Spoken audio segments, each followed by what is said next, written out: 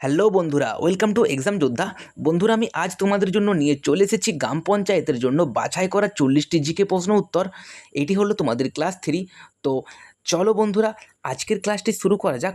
তো আজকের প্রথম প্রশ্ন, কোন কমিটির সুপারিশের ভিত্তিতে ভারতীয় পঞ্চায়েতি রাজ ব্যবস্থা পরিবর্তিত হয়?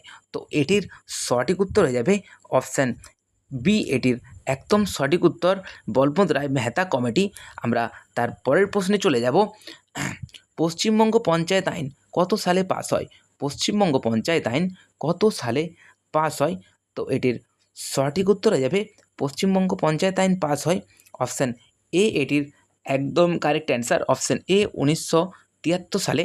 তো তোমরা যারা চ্যানেল নতুন, তোমাদেরকে বলে দিই, আমি তোমাদের জন্য প্রতিদিন সকাল 8টাতে এইভাবে একটি করে 40টি গুরুত্বপূর্ণ বাছাই করা প্রশ্ন দিয়ে ক্লাস দিয়ে থাকি।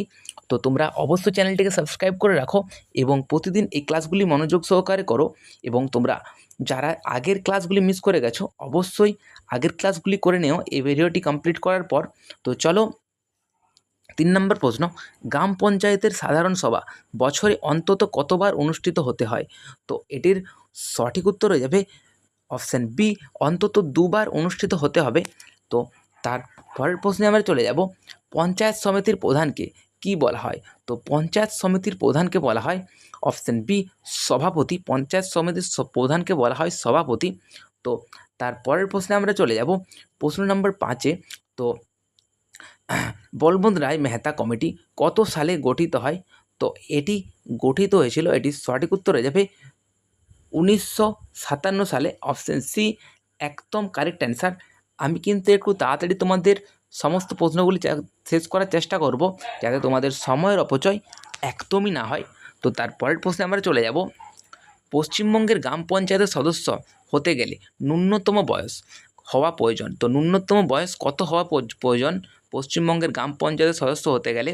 তো এটির সঠিক উত্তর হয়ে যাবে অপশান বি, 21 বছর ন্যূনতম বয়স হতে হবে। তার পরের প্রশ্নে আমরা চলে যাব, সংবিধানের গ্রামীণ স্বায়ত্তশাসনের ধারণাটি কোন অংশে বর্ণিত আছে? তো এটি বর্ণিত আছে, এটির সঠিক উত্তর হয়ে যাবে অপশান সি। এটির একদম সঠিক অ্যান্সার হয়ে যাবে নির্দেশমূলক নীতি। তার পরের প্রশ্নে আমরা চলে যাব, পশ্চিমবঙ্গে পঞ্চায়েত ব্যবস্থার সর্বোচ্চ স্তর কোনটি? তো পশ্চিমবঙ্গের পঞ্চায়েত ব্যবস্থার সর্বোচ্চ স্তর হলো অপশান সি, জেলা পরিষদ। তোমাদের সকলেরই জানা 3টি স্তরের মধ্যে সবচেয়ে সর্বোচ্চ স্তর হলো জেলা পরিষদ। তো তার পরের প্রশ্নে আমরা চলে যাব, একটি গ্রাম পঞ্চায়েতের মেয়াদ সাধারণত কত বছর হয়? তো একটি গ্রাম পঞ্চায়েতের মেয়াদ সাধারণত অপশান সি 5 বছর হয়। তো আমি একটু তাড়াতাড়ি প্রশ্নগুলি করাচ্ছি, তোমাদের যাদের অসুবিধা হচ্ছে তোমরা অবশ্যই পজ করে আগে প্রশ্নটি পড়ো, তারপর ভিডিওটি আবার চালাবে। তো আমাদের 10 নম্বর প্রশ্ন, গ্রাম পঞ্চায়েতের প্রশাসনিক প্রধান বা সেক্রেটারি কার দ্বারা নিযুক্ত হয়? তো গ্রাম পঞ্চায়েতের প্রশাসনিক প্রধান বা সেক্রেটারি কার দ্বারা নিযুক্ত হন? এটির সঠিক উত্তর হয়ে যাবে অপশান বি, রাজ্য সরকার দ্বারা নিযুক্ত হন। তোমরা কিন্তু আমার আগে আগে প্রশ্নগুলির উত্তর দেওয়ার চেষ্টা করো, ঠিক আছে? তো তার পরের প্রশ্নে আমরা চলে যাব, ক্ষেত্রফলের বিচারে পশ্চিমবঙ্গের ক্ষুদ্রতম জেলা কোনটি? তো ক্ষেত্রফলের দিক থেকে পশ্চিমবঙ্গের ক্ষুদ্রতম জেলা হলো অপশান এ, কলকাতা। কলকাতা হয়ে যাবে একদম রাইট অ্যান্সার। তারপরের প্রশ্নে আমরা চলে যাব, পশ্চিমবঙ্গের কোন জেলায় সবচেয়ে বেশি তামাক উৎপাদিত হয়? তো পশ্চিমবঙ্গের কোন জেলায় সবচেয়ে বেশি তামাক উৎপাদিত হয়? এটির সঠিক উত্তর হয়ে যাবে পশ্চিমবঙ্গের কোচবিহার জেলাতে অপশান বি, এটি একদম কারেক্ট অ্যান্সার। তারপরের প্রশ্নে আমরা চলে যাব, তিস্তা নদীর পূর্ব অংশকে পশ্চিমবঙ্গের কি বলা হয়? তো তিস্তা নদীর পূর্ব অংশকে পশ্চিমবঙ্গের ডুয়ার্স বলা হয়। অপশান বি, এটির একদম কারেক্ট অ্যান্সার। তারপরের প্রশ্নে চলে যাব, পশ্চিমবঙ্গের কোন শহরের উপর দিয়ে কর্কটক্রান্তি রেখা গেছে? তো পশ্চিমবঙ্গের অপশান এ, এটির একদম কারেক্ট অ্যান্সার হয়ে যাবে পশ্চিমবঙ্গের কৃষ্ণনগরের উপর দিয়ে গেছে। তোমাদের কিন্তু এই টাইপের প্রশ্নই আপকামিং তোমাদের গ্রাম পঞ্চায়েত পরীক্ষাতে আসবে। তো বক্সা ব্যাঘ্র প্রকল্প পশ্চিমবঙ্গের কোন জেলায় অবস্থিত? এটা প্রকল্প হবে, এটা একটু মিস্টেক হয়ে গেছে। পশ্চিমবঙ্গের কোন জেলায় অবস্থিত? এটির সঠিক উত্তর হয়ে যাবে আলিপুরদুয়ারে অবস্থিত। অপশান এ, এটির একদম কারেক্ট অ্যান্সার। তার পরের প্রশ্নে চলে যাব, সুন্দরবনকে কত সালে ইউনেস্কো ওয়ার্ল্ড হেরিটেজ সাইট হিসাবে ঘোষণা করা হয়। তো এটির সঠিক উত্তর আশা করি তোমাদের সকলেই জানো, অপশান বি এটির একদম সঠিক উত্তর হয়ে যাবে 1987 সালে। অপশান বি এটির একদম কারেক্ট অ্যান্সার। তারপরের প্রশ্নে আমরা চলে যাব, পশ্চিমবঙ্গের কোন জেলাকে ধানের গোলা বলা হয়? তো পশ্চিমবঙ্গের ধানের গোলা বলা হয় পূর্ব বর্ধমানকে। অপশান এ এটির একদম কারেক্ট অ্যান্সার হয়ে যাবে। তারপরের প্রশ্নে চলে যাব আমরা, পশ্চিমবঙ্গের রাষ্ট্রীয় বৃক্ষ বা রাজ্য গাছের নাম কি? তো পশ্চিমবঙ্গের রাষ্ট্রীয় বৃক্ষ বা রাজ্য গাছের নাম হলো অপশান বি, এটির একদম কারেক্ট অ্যান্সার হয়ে যাবে ছাতিম গাছ। আমরা তার পরের প্রশ্নে চলে যাব, সিন্ধু সভ্যতার কোন কেন্দ্রটি ভারতের গুজরাটে অবস্থিত? তো সিন্ধু সভ্যতার কোন কেন্দ্রটি ভারতের গুজরাটে অবস্থিত? এটির সঠিক উত্তর হয়ে যাবে সিন্ধু সভ্যতার লোথাল, এখনও পর্যন্ত ভারতের গুজরাটে অবস্থিত। তো তার পরের প্রশ্নে আমরা চলে যাব, বুদ্ধচরিত গ্রন্থটির রচয়িতা কে ছিলেন? তো বুদ্ধচরিত এই গ্রন্থটির রচয়িতা ছিলেন অশ্ব ঘোষ। অপশান এ এটির একদম কারেক্ট অ্যান্সার হয়ে যাবে। আমরা দেখতে দেখতে 21 নম্বর প্রশ্নে চলে এসেছি। তোমাদের যদি আমার ক্লাস ভালো লাগছে তাহলে অবশ্যই ভিডিওটিকে একটি লাইক করে দাও বন্ধুরা। তো 21 নম্বর প্রশ্ন, কাকে ভারতের নেপোলিয়ান বলা হয়? কাকে ভারতের নেপোলিয়ান বলা হয়? এটির সঠিক উত্তর হয়ে যাবে সমুদ্রগুপ্ত। অপশান বি এটির একদম কারেক্ট অ্যান্সার হবে। তারপরের প্রশ্নে আমরা চলে যাব, কত সালে তরায়নের প্রথম যুদ্ধ সংগঠিত হয়েছিল? তো তরায়নের প্রথম যুদ্ধ সংগঠিত হয়, এটি সঠিক উত্তর হয়ে যাবে 1191 খ্রিস্টাব্দে তরায়নের প্রথম যুদ্ধ সংগঠিত হয়। অপশান এ এটির একদম কারেক্ট অ্যান্সার। তারপরের প্রশ্নে আমরা চলে যাব, দিল্লির কোন সুলতান সিজদা ও পাইবস প্রথা চালু করেছিলেন? তো এটির সঠিক উত্তর হয়ে যাবে গিয়াসউদ্দিন বলবন। অপশান বি এটির একদম কারেক্ট অ্যান্সার হয়ে যাবে। আমরা তার পরের প্রশ্নে চলে যাব, আকবরের রাজসভায় বিখ্যাত সঙ্গীতজ্ঞ তানসেনের আসল নাম কী ছিল? তো তানসেনের এটির আসল নাম কী ছিল? এটির সঠিক উত্তর হয়ে যাবে অপশান এ এটির একদম সঠিক উত্তর হয়ে যাবে রামতনু পাণ্ডে। অপশান এ এটির একদম সঠিক উত্তর। তার পরের প্রশ্নে চলে যাব, কত সালে পলাশির যুদ্ধ সংঘটিত হয়েছিল? তো পলাশির যুদ্ধ সংঘটিত হয়েছিল, এটির সঠিক উত্তর হয়ে যাবে 1757 খ্রিস্টাব্দে পলাশির যুদ্ধ সংঘটিত হয়। অপশান এ এটির একদম সঠিক অ্যান্সার। তোমরা যদি এরকম ক্লাস প্রতিদিন দেখতে চাও তাহলে আমার চ্যানেলটি ফলো রাখো। প্রতিদিন সকাল 8টা 15তে আমি এইভাবে একটি করে ক্লাস দিতে থাকবো এবং তোমাদের সমস্ত সিলেবাস জিকের আমি কমপ্লিট করেই দেবো এইভাবেই। তো 26 নম্বর প্রশ্ন, সংবিধানের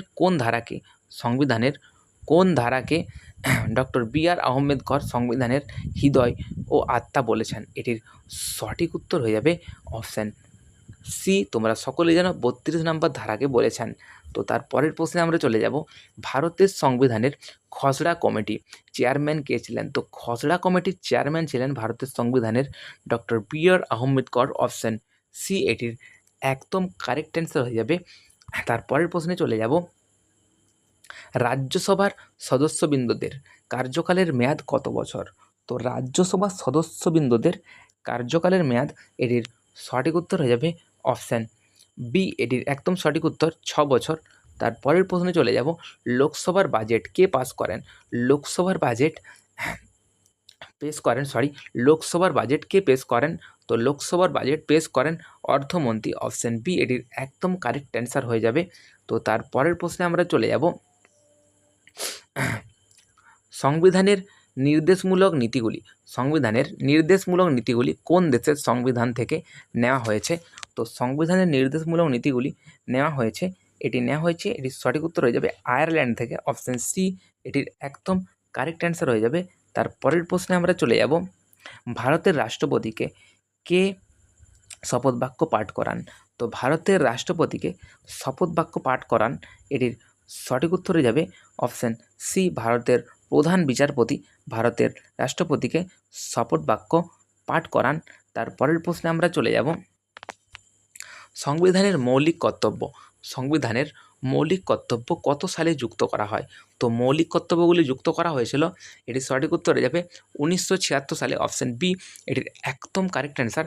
আমরা তার পরের প্রশ্নে চলে যাব, 33 নম্বর প্রশ্ন, তো মানবদেহের সবচেয়ে বড় গ্রন্থি কোনটি? মানবদেহের সবচেয়ে বড় গ্রন্থি কোনটি? এটি খুব সোজা একটি প্রশ্ন, তোমরা অবশ্যই কমেন্টে এর অ্যান্সারটি জানাও। তারপরের প্রশ্নে আমরা চলে যাব, ভিটামিন সি এর রাসায়নিক নাম কি? তো ভিটামিন সি এর রাসায়নিক নাম হলো অপশান সি, এটির একদম কারেক্ট আনসার হয়ে যাবে অ্যাসকর্বিক অ্যাসিড। তো তারপরের প্রশ্নে আমরা চলে যাব 35 নম্বর প্রশ্ন, শক্তির এসআই একক কী? তো শক্তির এসআই একক হলো জুল, অপশান বি এটির একদম কারেক্ট অ্যান্সার। তারপরের প্রশ্নে চলে যাব আমরা, পেনিসিলিন কে আবিষ্কার করেন?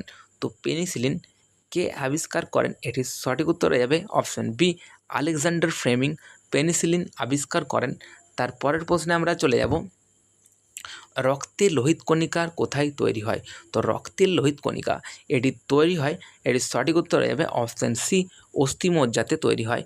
তো তারপরের প্রশ্ন, বিশ্ব পরিবেশ দিবস কোন তারিখে পালিত হয়? বিশ্ব পরিবেশ দিবস এটি পালিত হয়, এটির সঠিক উত্তর হয়ে যাবে 5ই জুন পালিত হয়, অপশান এ এটির একদম কারেক্ট অ্যান্সার হয়ে যাবে। আমরা তার পরের প্রশ্নে চলে যাব, উড়িষ্যার বিখ্যাত সূর্য মন্দিরটি কোথায় অবস্থিত? তো উড়িষ্যার যে বিখ্যাত সূর্য মন্দিরটি সেটি অবস্থিত কোণার্কে, অপশান বি এটির একদম কারেক্ট অ্যান্সার হয়ে যাবে। তারপরের প্রশ্নে আমরা চলে যাব, ভারতের সর্বোচ্চ অসামরিক পুরস্কার কোনটি? তো এটির সঠিক উত্তর হয়ে যাবে অপশান এ, এটি ভারতরত্ন হবে বন্ধুরা, অপশান সি এটির একদম correct answer Bharat Ratna, option C এটির একদম কারেক্ট অ্যান্সার। তো আজ এতটা পর্যন্তই। তোমাদের যদি আমার ক্লাসটি ভালো লেগে থাকে তাহলে অবশ্যই একটি লাইক করে দিও ও চ্যানেলটিকে অবশ্যই সাবস্ক্রাইব করে দাও, এবং প্রতিদিন সকাল 8টা 15তে আমি তোমাদের জন্য এইরকম একটি করে ভিডিও দিতে থাকবো।